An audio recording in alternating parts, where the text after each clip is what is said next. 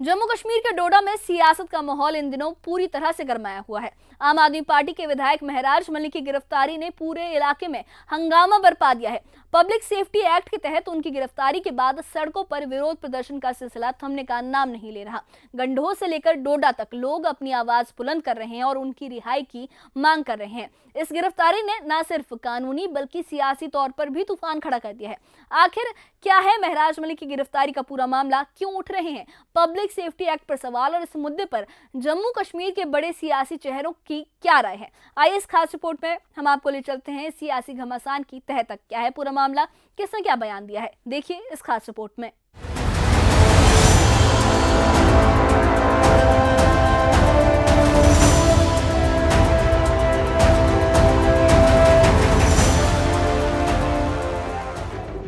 डोडा से गंडोह तक विधायक महराज मलिक की गिरफ्तारी का विरोध जारी है।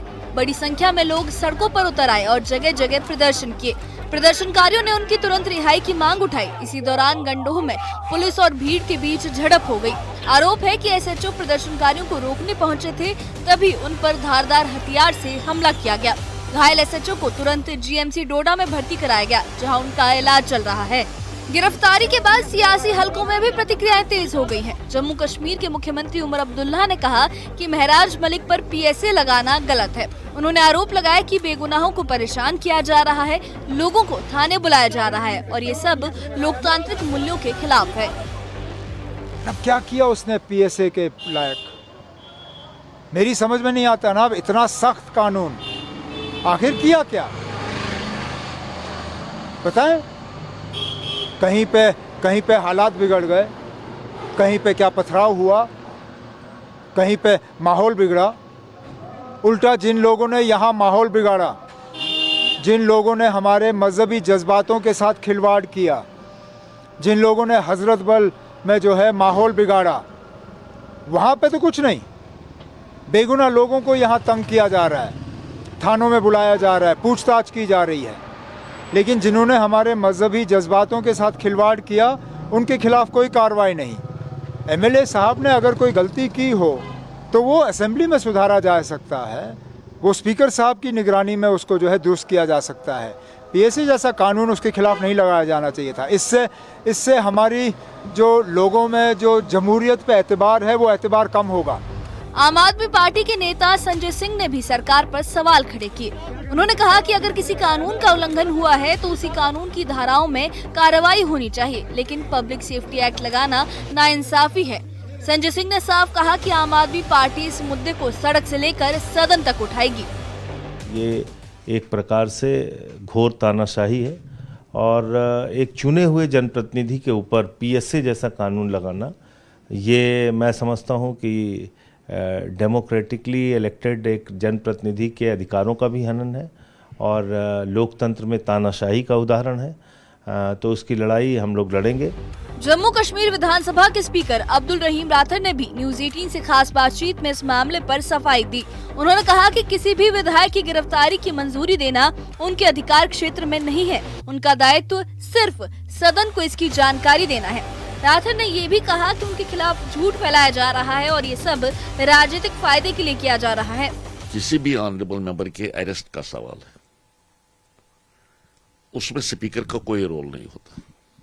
हमारे जो रूल्स हैं हाउस में, rules of procedure and conduct of business in Jammu and Kashmir assembly, उसका रूल 260 बताता है कि जो ही स्पीकर को ये इतला मिले कि किसी भी ऑनरेबल मेंबर को गिरफ्तार किया गया है, उसको ये बात हाउस में बतानी चाहिए अगर हाउस चल रहा है।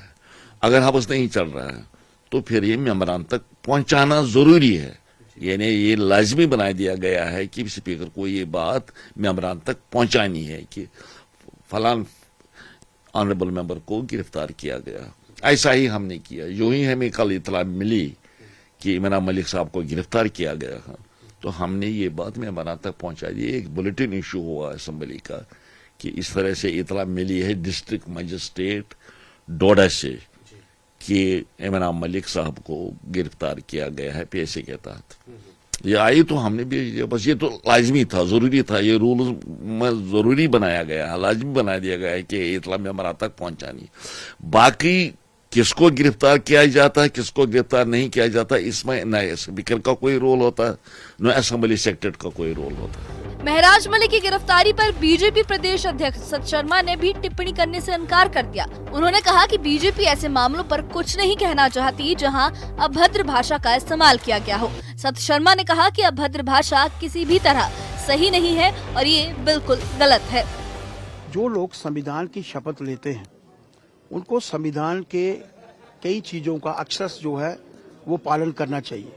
मेरे देश में और ये जो एक्शन उनके ऊपर हुआ है, मैं उसके बीच में नहीं जाना चाहता, ये सरकार का मसला है, सरकार इसको देख रही है, लेकिन ये मानकर चलिए एक दूसरे की इज्जत करना।